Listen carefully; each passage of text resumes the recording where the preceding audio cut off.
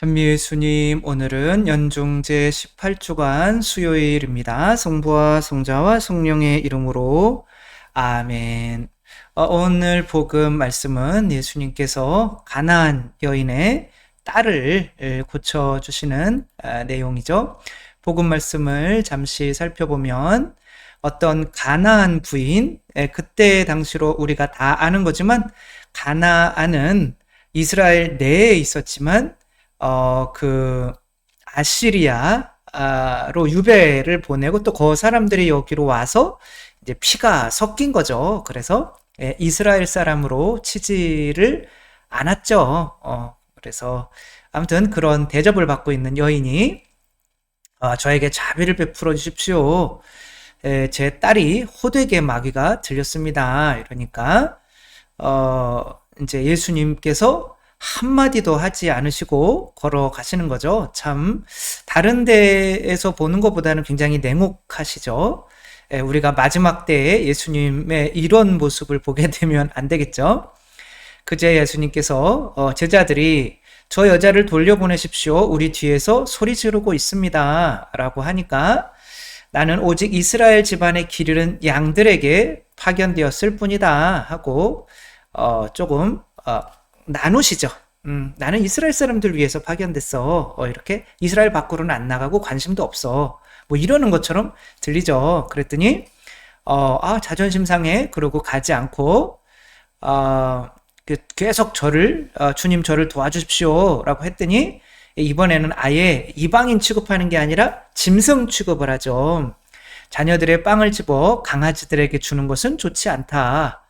여러분, 사제가 여러분들을 강아지 취급을 한다면 어떻겠어요? 그쵸? 우리 할머니들이 아이들을 어이구 우리 강아지 그러잖아요. 그래서 내가 강아지인가? 뭐 이런 생각도 들기는 하는데 아무튼 주님 그렇습니다. 근데 이렇게 대답하는 거죠. 그러나 강아지들도 주인의 상에서 떨어지는 부스러기는 먹습니다. 오늘의 핵심 단어는 부스러기예요. 부스러기.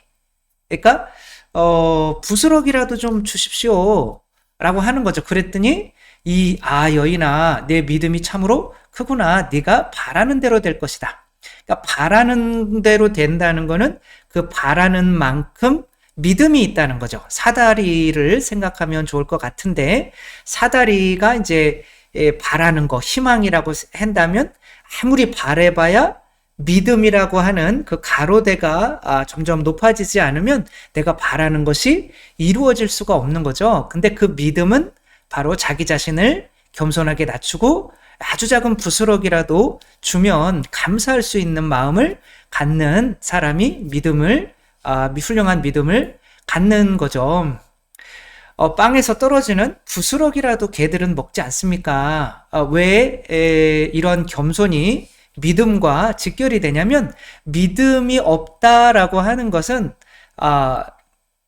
믿음이 진짜 없는 게 아니라 뭐를 더 믿는 거죠? 나를 더 믿는 거죠. 그래서 성당 안 나와 라고 하는 거는 믿음이 없다라고 하는 게 아니라 자기 자신에 대한 믿음이 너무 크다라고 하는 거죠. 그러니까 나를 믿으면 내 생각을 믿게 되고 그러면 하느님을 안 믿게 되고 하느님을 믿는다는 거는 내 자신을 믿지 않고 하느님께 어린 아기처럼 의탁하는 거죠. 맡기는 거죠. 따라서 내가 작아질수록 믿음은 커질 수밖에 없는 거죠. 그러니까 아기들은 부모에 대한 믿음이 굉장히 크죠. 그러니까 부모님께 의탁하지만 이제 사춘기 정도 되면 내 자신에 대한 믿음이 커지니까 부모님을 이제 믿지 않게 되죠. 내 힘으로 살아야 돼. 부모님 믿을 수 없어. 그러니까 친구나 뭐 돈이나 이런 것들에 이제 집착하게 되는 거죠. 그래서 이런 우리가 하느님께로부터 은총을 청하는데 실제로 하느님으로부터 받는 은총의 어떤 부스러기들은 이미 받고 있거든요. 그래서 그것에 대해서 내가 먼저 감사하고 있는지 그렇다면 큰 은혜도 분명히 받게 된다는 거죠. 그 믿음이 있으니까. 요거는 포크포크의 모두가 거부한 아이 입양한 여성 20년 뒤 놀라운 운명 마주해라고 하는 동영상이에요. 이 여인은 이름이 잉게보르라고 하는 여인인데 수년간 125명의 위탁 아동을 이제 보살펴 왔죠. 이제 부모님들에게 버림을 당하거나 뭐 또 이런 위탁, 그래서 125명을 계속 이렇게 이런 아이들을 위탁해서 키워주던 분이었는데, 여기에서 이제 조던이라고 하는 애가 이 흑인 애예요. 이 애기가 조던인데, 나는 이 조던을 아예 입양을 하고 싶은 거예요. 그런데 이 조던의 어머니가 있어요. 물론 뭐 알코올 중독이나 뭐나 감옥에 있거나 무슨 뭐가 이유가 있겠죠. 그런데 저 여자한테는 안 준다 그러는 거예요. 내 애가 흑인인데 여기서 내가 흑인으로 얼마나 안 좋은 대우를 받고 자랐는데 저 백인에게 가서 살면 백인이 우리 흑인을 이해할 수가 있겠냐. 아니, 아들을 키우지도 못하면서 이제 그래서 양육권이 안 됐어요. 근데 4년 동안 아무도 이 아이를 입양해 가는 사람이 없는 거예요. 그래서 그 기관에서 이제 어쩔 수 없이 이 잉게보르에게 조던을 입양시켰죠.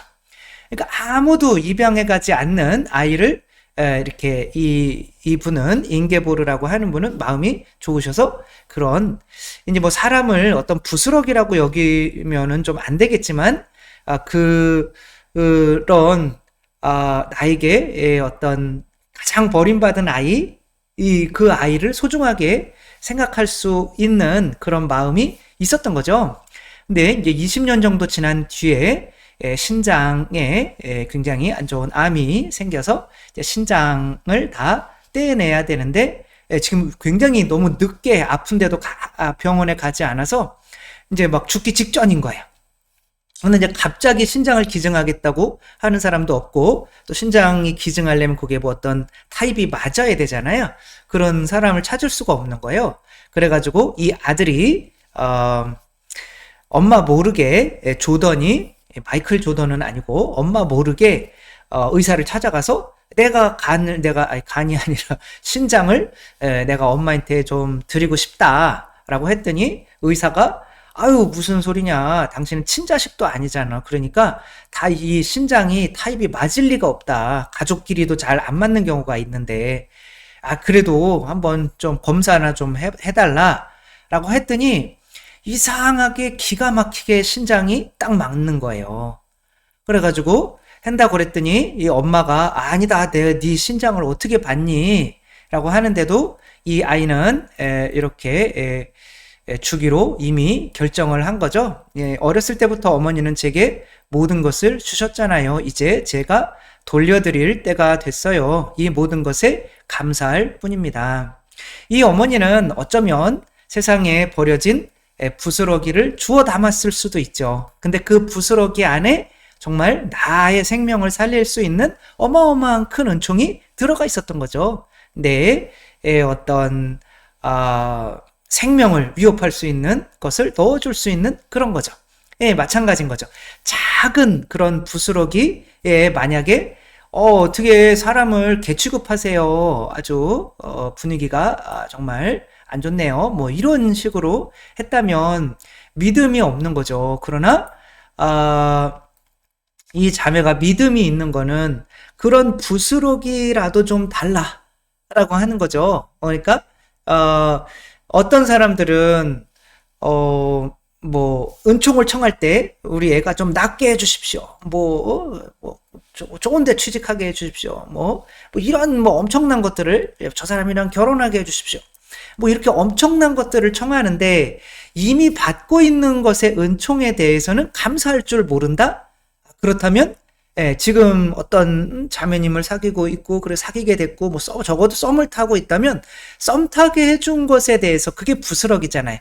감사할 수 있을 때 내가 겸손해져 있는 거고, 그런 더 큰 은총을 청할 수 있는 믿음이 되는 거지. 작은 것에 대해서 그것도 하느님의 피거든요.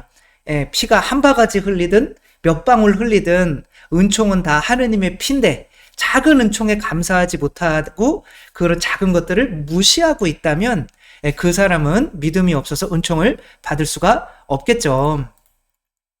정말 신기한 거는 자수성가한 이 부자들이 돈을 대하는 자세예요.